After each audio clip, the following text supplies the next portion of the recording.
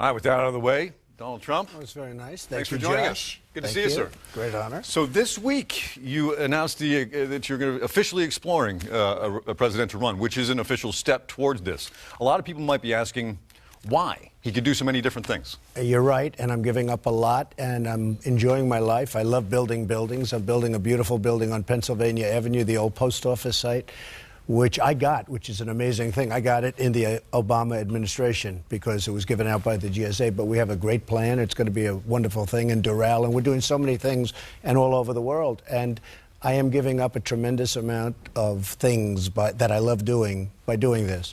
But our country is in serious trouble. We're being led by people that are either grossly incompetent or just basically don't know what they're doing. I look at what's happening with deals. I wrote The Art of the Deal, one of the greatest selling business books of all time, maybe the best, I guess. And it's all about we have to bring back our jobs. We have to bring back money. We have to bring back money so that we can save Social Security, save Medicare, save Medicaid. And every other Republican candidate, they're going to cut Social Security, they're going to cut Medicare, going to cut Medicaid. It's unfair. We take back the money that China is stealing from us. We take back the money that other countries, including Mexico, are stealing.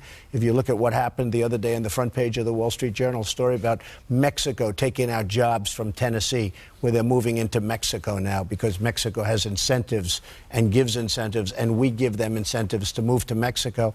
And on top of that, the border is a disaster, what they're doing with the border. Total disaster, the way hundreds of thousands of people just flowing into the country through Mexico. So we have to end that. And it's tough business, and it's going to have to be done because our country, frankly, is going to hell. And politicians, I've dealt with them all my life. I get along with them great. I get along with all of them. But they're all talk, they're no action, and that's why I'm doing this.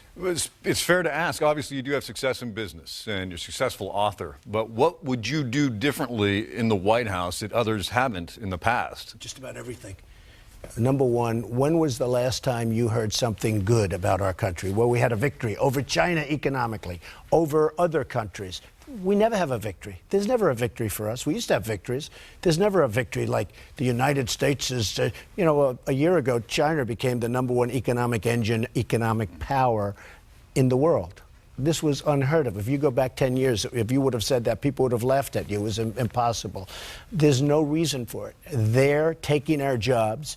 They're taking our money. We're rebuilding China. You look at because it's so much money. Apple, the great American company, well, they make all their product in China, or most of it. They don't make any here, but they make most of their product in China. And, you know, so it's wonderful. I'm all for Apple, but they're making their product. I mean, China's the big beneficiary of Apple, not us. I would turn everything around. And if you look at what other countries are doing, Japan, China. The other day, a friend of mine, a very big construction person, he ordered Komatsu tractors. They're made in Japan. Japan is cutting their currency so much, you know, they're devaluing their currency, that all of a sudden, for the first time, you can't buy Caterpillar tractors because it doesn't make economic sense. So he's buying Komatsu tractors. He's buying tractors that are made in Japan, or at least the parts are made. You know, they assemble them here to get away with murder. But there are so many things we could do to make our country rich again and make our country great again. We're going to expand on the economic discussion when we get to our audience, but I want to talk about national security, foreign policy. You have said that if president, you would, I think, quote unquote, knock ISIS out of the box. It's fair to ask, why are you qualified to make decisions that could impact the well-being of, obviously, our American men and women? Because a lot of those decisions are common sense. And unlike a lot of people, you know, they say, what would you do? I don't want to say what I'm going to do. The president gets up and he says, you know, we're going to attack them in 2 weeks. General MacArthur, General Patton, they're spitting in their grave. I mean, we say in 2 weeks we expect to be going and attacking ISIS. We're going to be dropping bombs. We're going to drop this many bombs. We're going to be here. We're going to be there. What is this? You're fighting these people. I mean, why are we telling them? We're telling them everything we're doing. They leave areas. They hear that we're going to be attacked at a certain time, a certain date. They leave. They go someplace else. They put other people there so that we kill people that we're not even supposed to be fighting. No, I think it's very bad. I think when you're fighting, you're supposed to fight. You're not supposed to be broadcasting it for political reasons all over the world. I can only say this. I would be very, very tough on ISIS. And ISIS would come to the table very quickly, whatever's left. But they'd come to the table very quickly, and that whole situation would end. What's going on in the Middle East is a travesty. Now, I did say that when you broke up Iraq, take the oil. If you're going to go after Iraq, they went after Iraq. I said, take the oil. I've been saying that for years. I said it to you years ago because I've been actually to New Hampshire a lot. I have a lot of friends up here, and I'm here a lot. It's a great place. And I said, take the oil.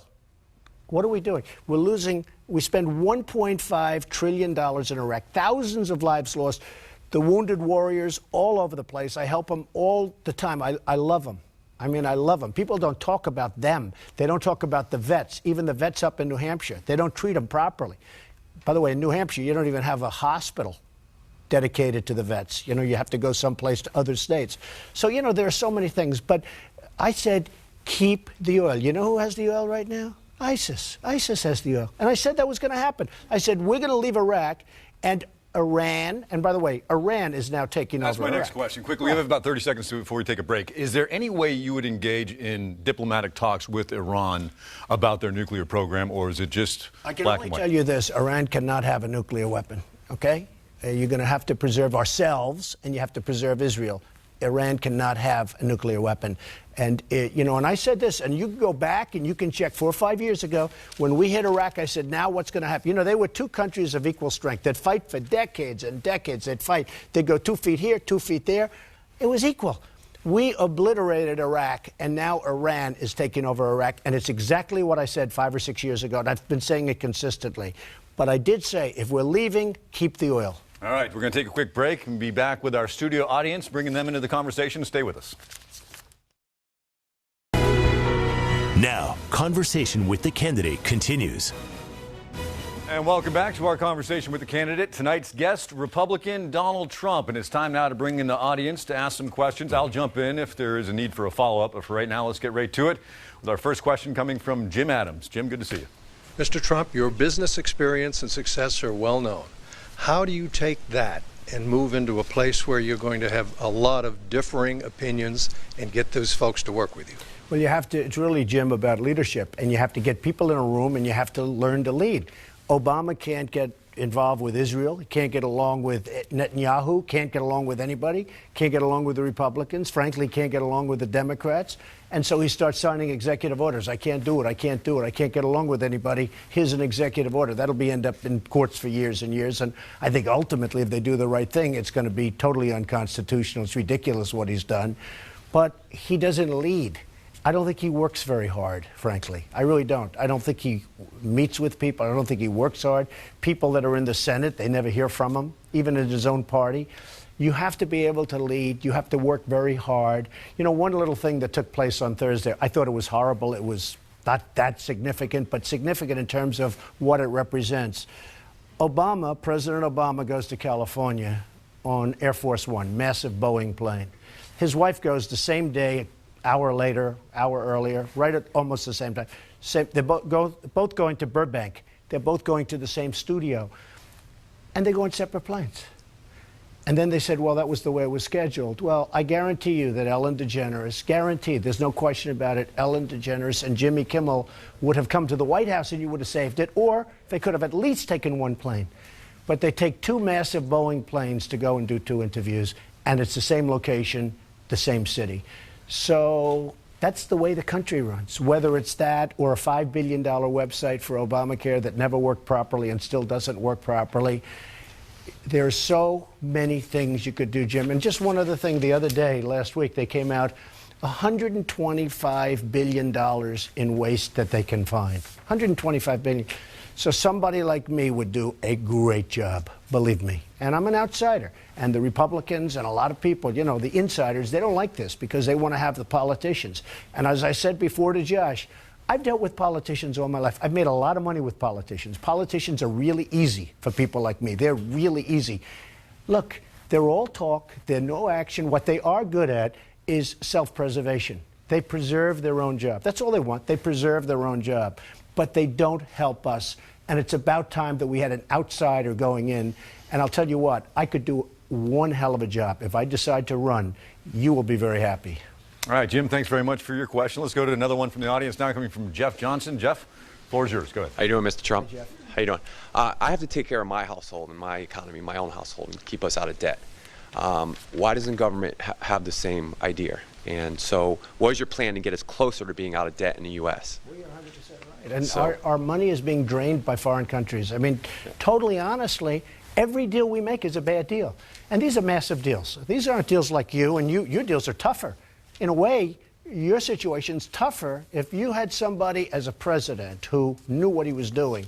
That's easier than straightening out your situation. But when I would straighten out the big situation, your situation will follow. It's like in a country that's in trouble, it's very hard for the people to do well. When the country is solved and the problems are solved. So China is draining us. Japan now is going to start again big time draining us because they just start cutting their currency like crazy, and they're selling things like they've never sold before. So Japan is going to be big time going after us. A lot of people don't know this, but Mexico is a disaster for the United States. And I'm not only talking about the borders. And by the way, we have to build a wall like you've never seen before. We have to keep the illegals out, and that's that. Don't even talk about it. But beyond that, they're taking our jobs, and they're out negotiating. So we don't negotiate well with anyone. If we did, this country would make a fortune. Social Security could stay the same. You could keep your Social Security without cuts, Medicare, Medicaid, all of that. But no politician's going to be able to do that because they don't have the competence. They really don't have the competence. Remember this, all talk, no action. I've played with politicians all my life. I've done very well with politicians. It's about time we had an outsider. All right, Eric, thank you very much for your question. Or Jeff, now it's time for Eric to ask the question. You're up. Mr. Trump, small businesses are the engine of New Hampshire's economy, but they can't afford to invest the millions of dollars to fund election campaigns and to hire lobbyists like big corporations do to maintain political influence. How would you prevent corporate cronyism from corrupting our government and our economy? Well, you're 100% right. It's not only corporate. It's also the fact that a lot of the people that you think are representing you aren't really, because the lobbyists have them totally under control. I've always wondered how OPEC for so many years got away with murder. I mean, they got away with murder. And they had every lobbyist in Washington on their payroll. And the senators were afraid to go against them because these lobbyists gave big campaign contributions to the senators, to the congressmen, to everybody. And you couldn't even get somebody that wasn't really representing OPEC. If you were looking for somebody to go against OPEC, you couldn't even find anybody. And there are many other industries like that. So it's a real problem. I mean, one of the things with me, somebody like me, I don't need money. I don't need anybody's money. I'm not going to make a deal because somebody's going to give me $5,000 to run for office. I'm going to be beholding to that person, which politicians are. We've got to do what's right for the country. And you're 100% right. It's all about the small business. The small business is so important, not only in New Hampshire, all over the country. And the small businessman is being crushed. And it's being crushed by bad trade pacts that we're making with other countries. And you know that. We're losing so much. Up in New Hampshire, they're losing. You go to Tennessee, and you see what just happened with Mexico, where companies are moving to Mexico from Tennessee. You go to Iowa, and you take a look at what happened in Iowa, where companies are moving out of Iowa and out of the country. And we actually give tax incentives for these companies to do. Hard to believe it. If the right person is in office, the small business, and there's nothing closer to my heart than small business. And I really started with small business, and I built a great company. My company is a great company. And in fact, somebody said, well, how big is it? Last time when I was thinking about running, and I must be honest with you, I was very disappointed with Mitt, because in the end, Mitt failed. I don't know what happened to him. He choked. Something happened to him. He didn't get there. He should have been able to beat Obama. But for that last month, he disappeared. Something has to be done for the small business person, and something has to be done for the middle class, frankly, generally, because the middle class in this country are being absolutely crushed. Kind of a follow-up on Eric's question, Mr. Trump. Have you identified, should you decide to run, have you identified if or how much money of your own you would spend on a campaign? Probably mostly my money. I mean, some people, I got a check from a woman the other day, $10. She said, I'm 79 years old. I love our country. I'm desperate that the country gets great again. You're the only one that's going to do it. This is all I can afford. $10. I saved it. $10. A beautiful check from a beautiful woman who loves the country. She said, you're the only one that's going to do it. I've watched these people all my life. You're the only one that's going to do it. Look, the last thing we need is another Bush. We've had Bushes. We've had Clintons. The last thing you need in this country is another Bush. It'll just be the same old deal. And you don't need it, and I don't need it. And it's probably going to hurt me to say it, because if somebody gets in, they're not going to love me. Who cares? I don't care. I want this country to be great again. And it's not going to be great if we have Jeb Bush with his immigration policy with let them in. Do you remember the statement of love? They come in for love. What was that all about? I don't even think he knows what was it all about. And then you take a look at education. He wants education to be run by the federal government, the Common Core. And education should be a local standard. It should be local. The parents, the teachers, they should be setting it. They know much better than somebody sitting in Washington picking up a paycheck, not knowing what they're talking about. So Jeb is in favor of Common Core, and he's weak on immigration, totally weak on immigration. I don't know. This is not what I want. All right, let's get a social media question we took from Facebook on a social issue. This one comes from Tom Riley, who writes, how do you feel about gay marriage? I've said I'm a traditional person, and I'm for traditional marriage. All right, leave it at that. It's a question I'm getting asked, I must say, as a Republican, I'm getting that question more and more. And I'm a traditional marriage person. But it is a question that the Republican candidates are being asked more and more. It's an interesting question. And have been for a while now. All right, let's go to our next question coming from the audience now. It's Scott Payritz, correct? Yes. Scott, go ahead. Hi, Scott. Mr. Trump, how would you fix the country's broken tax system? It's too complicated. It's too big, and we're paying too much. You know, we're one of the heaviest tax countries in the world. That's one of the reasons we're actually losing corporations. This is the great secret that nobody writes about. We have corporations that are leaving this country because of the tremendous taxes. So we're one of the most, probably the most, it's either first or second, but I would say it's first if you add everything. So we're the most heavily taxed nation in the world. One of the problems we have is it's too complex. It has to be changed. Whether you go fair tax, flat tax, there are many procedures you can use, all of which are better than what we have right now. Right now, we have a system that is so complex. I mean, I have the biggest law firm, and I spend millions of dollars on just preparation of, I have massive taxes, massive tax returns.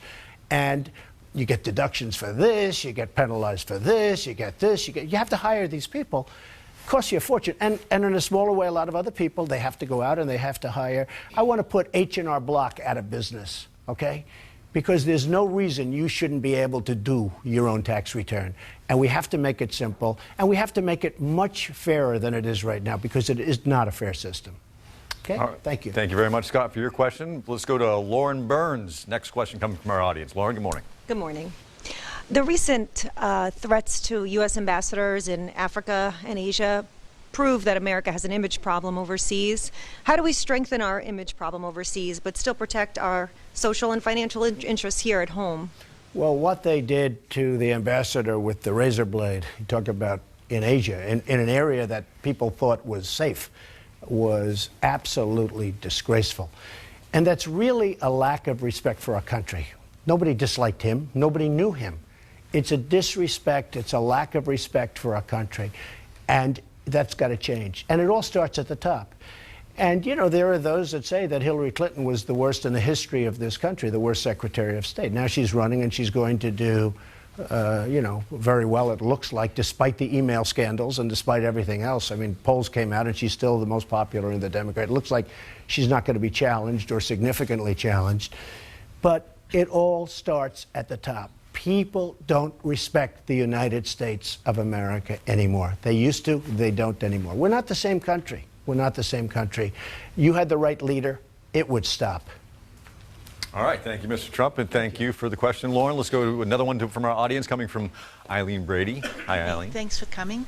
I work in a local soup kitchen and homeless shelter, and I was wondering, what do you see as the best way to address and solve the problem of homelessness, both for those people who are homeless and the communities affected by their attempts to survive there? And it's a tremendous problem, and more so in some states. I mean, in some states it's being, you know, you look at what's going on with the food stamps and with so many other things, there's never been anything like it. We've never hit the kind of numbers we're hitting right now. And very interestingly, so if you're looking for a job and if you stop looking for that job, they consider you employed. You know, the employment and the unemployment numbers are a total fraud. It's a total joke.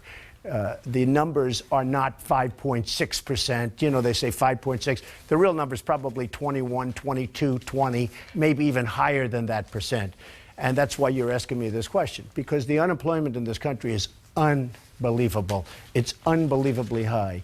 And those numbers that they come out with every month are totally skewed because they want to make the politicians look better. We have to put our people back to work. That's the way you get rid of the kitchens. That's the way you get rid of people that need really a hand that they want to work. As you know, many of the people that you're dealing, they want a job. They can't get a job. And then you hear unemployment is doing so well. It's probably never been worse. And then you also have another new phenomenon caused by Obamacare, which, by the way, is a total disaster, which has to be repealed and replaced with something much better. But Obamacare, with the part-time workers, everyone's becoming a part-time worker. Because under Obamacare, that's the cheapest way for a company to do it, to be frank with you. So Obamacare is absolutely a disaster. This whole thing has to be changed. You know, another phenomenon that you're going to see, and remember, it doesn't really kick in. Obamacare doesn't really kick in until 2016. That's when it kicks in. You know, the president was smart. He said, hey, look, let it really kick in. In the meantime, our people aren't going to have it. Senators aren't going to. You know, all the people that in Washington that are supposed to be paying this onerous problem and having this onerous problem, they're not doing it. But Obamacare kicks in 2016. Wait till you see the catastrophe that's going to take place in 2016. And one other thing, doctors. Doctors are leaving their profession because they say they can't do it. It doesn't work for them. And they have to hire more accountants. They used to hire nurses. Now they hire accountants because it's so complicated. It's totally out of control. Obamacare has to be ended.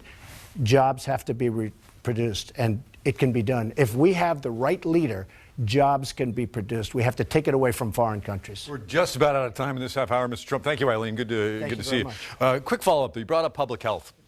Big problem here in this state, along with a lot of other states, is heroin addiction. What would you do from the federal level to combat it? Well, look, heroin is a very big problem because that's serious stuff. You know, you see what's going on in Colorado, and a lot of people like it, and a lot of people don't like it, and it's very mixed, and they do have some problems. But I would say in terms of health, with the marijuana and other things, when it comes to health, you have people dying, and they don't want to give them help. For that, you have to help people. As far as heroin, you have to be very strong on it. It's really, and heroin is so addictive that when they take their shots of heroin, they can't get heroin, They cannot get off it. So something has to be done. You have to come down very strong on that. Less than a minute. Does it start at the border, though? It starts at the border. It starts at the border. Look, people are flowing into this country. People that are, in many cases, really bad. They're not sending over their good people. They're sending over their criminals. They're sending over people that will never. We are taking people in this country that are not going to help us for the most part. Now, I'm sure there are going to be some wonderful people. But for the most part, they're not going to be helping. We're getting criminals. We're getting gang members. We're getting the worst of the worst. And we're just letting them flow right in. Come on in. Now they're going to be voting. And the Democrats like this because they're going to, you know, I watched the Republicans, and I watched Bush, and I watched Rubio when he came out very strongly in favor of it. And they wanted to help. They're not going to be able to help. These people are going to be voting 100% for Democrats. We got to run. We're going to keep this going online, sir. That's all the time we have right now for television. Coming up in our next conversation, note the candidate series, Republican Senator Rand Paul will be on the program.